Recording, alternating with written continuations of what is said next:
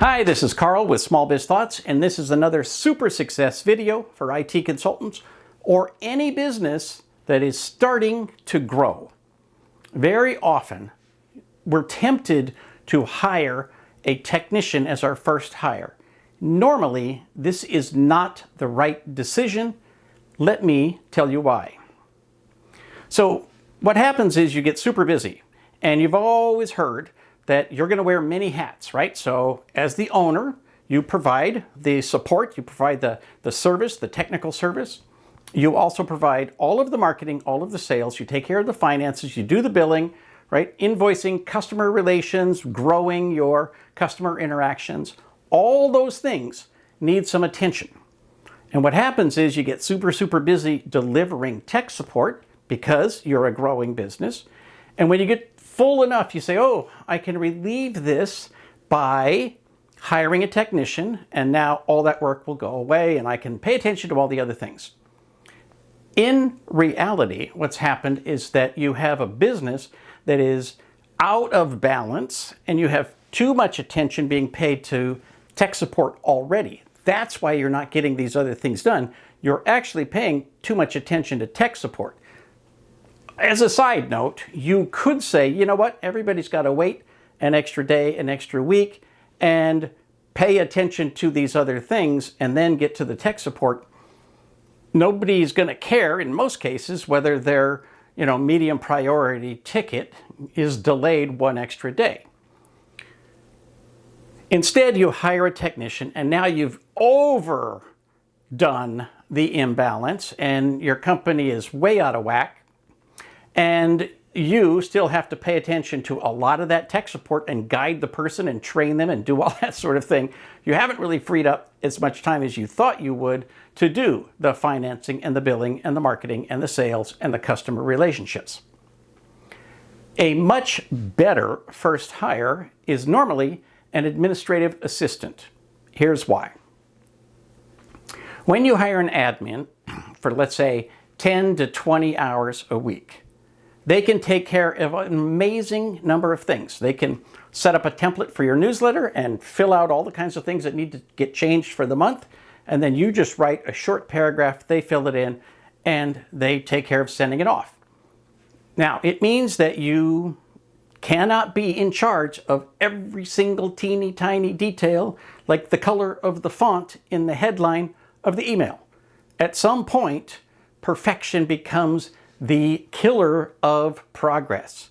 So, to delegate means to let somebody else take that job on, hold them responsible for a good job, but don't take it back and muck in all the details.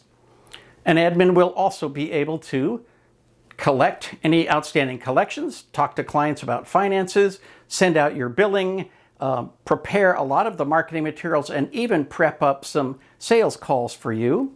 They can do a lot of things other than tech support, and that frees you up to go back and do a lot of tech support.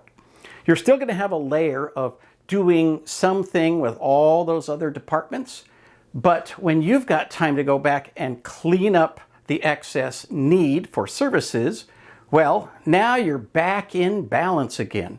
And as you grow, there will always be, with the next client, there'll be more need for billing, more need for invoicing, more need for, building up the company. So you need some sales and some marketing, and you obviously need more customer relationships since you got an extra customer.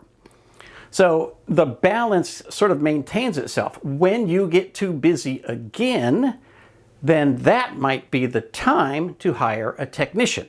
Because now, if you've got good processes and procedures, you can hand off work to them and you can still pay a lot of attention to them, knowing that the sales and the marketing and the finances and the billing and so forth is being taken care of at some level by an admin. And so you can grow your company by adding more tech support, which increases the priorities for all of those other things. So if you think of your company as not just tech support and everything else, but think of it as a holistic company and you need to work on the entire system all at once. You can't think of things in isolation. Then you can begin to grow your company rationally and keep all of these things in balance. Now, I always get pushback because I said hire somebody 10 to 20 hours a week. And a lot of people say, oh, you're taking advantage of people and whatever. Well, here's the truth. For $10, $15, $20 an hour, sometimes $30 an hour, you can get some great administrative assistance. And they are happy to work for 10 or 20 hours a week. There's literally an unlimited supply of people who are very qualified, very capable, even very experienced, who will be able to work at that level. Now, what I have almost always done is I buy 10-hour blocks of time. So I might pay $300 for 10 hours of labor. I prepay that. They work through it. I hold them accountable for results. I don't monitor them every single day. I ask that certain things get done. They do those things. And then when they need another $300, they let me know that, and we buy another 10-hour block of time.